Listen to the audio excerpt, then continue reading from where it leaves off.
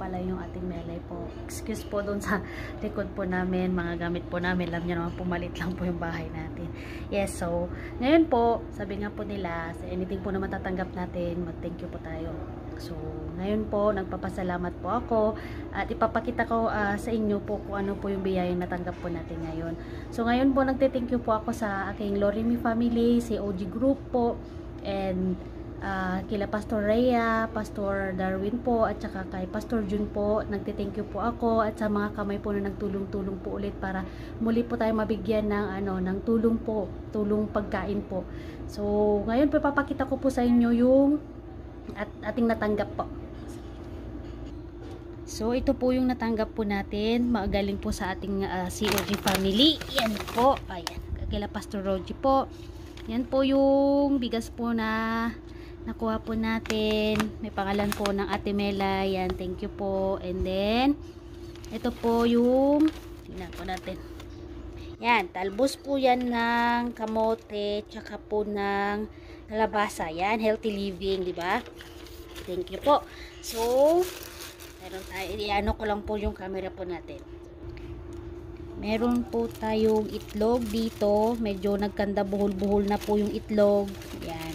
May itlog po tayo. Maraming salamat po. Ito po ay malaking tulong po talaga. Especially po dito nangyayari po sa atin sa Saudi po.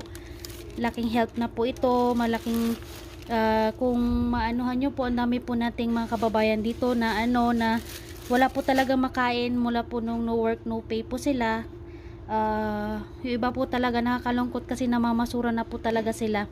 So meron din po tayong yan, pancit canton po. Yan, 1 pack po ng pancit canton, half dozen po ng half dozen ba to? Yan, ng egg. So and then ito po, yan, toyo tsaka suka po. Meron din po tayo. And then, yan, dalawang sardines po. Yan, dalawang lata ng sardinas po. Yan, napakalaking tulong na po nito sa atin. Yan, so yan po yung mga natanggap po natin sa ating COG family po. So, nakita niyan po ang Ate Jen sa ating likod. Say hi Ate Jen. Yan po, andito po sa Ate Jen ngayon. Naka-tripod po tayo, kaya medyo kailangan niya yung muko kasi nakaupo po ako. Yan. Yan po yung mga natanggap po nating blessing po sa ating COG family po. And nagte-thank you po talaga ako kasi napakalaking help po talaga po nito. Mga kababayan, kung alam nyo lang po yung nangyayari sa atin, nangyayari po sa aming mga OFW po, hindi po lahat pinapalad ngayon. Especially po mula po nung nag-start po yung ating yung sitwasyon po na marami po talagang nag-stop sa work, mga no work no pay po sila. Then yung iba wala pong natatanggap na help po talaga, kaya napipilitan po mamasura. Kung maano nyo po, nag-share ako sa aking mga Facebook na nakikita ko, kasi yung mga ibang kababayan po natin is nag-share din po. Then hanggang share lang po ang kaya ko sa ngayon. Sa totoo lang po, kahit din po kami, gipit din po talaga. Talaga kami, nagte-thank you kami sa Lord na kahit po papaano na ganito po ka-short po talaga is may pagkain po. Yun po ang pinaka-importante. And totoo po yung sinasabi nila na God will provide po. And thank God talaga and praise the Lord po na ano po kami, napoprovidean po kami ng pagkain kahit papaano. Especially may mga nagbibigay po talaga ng help.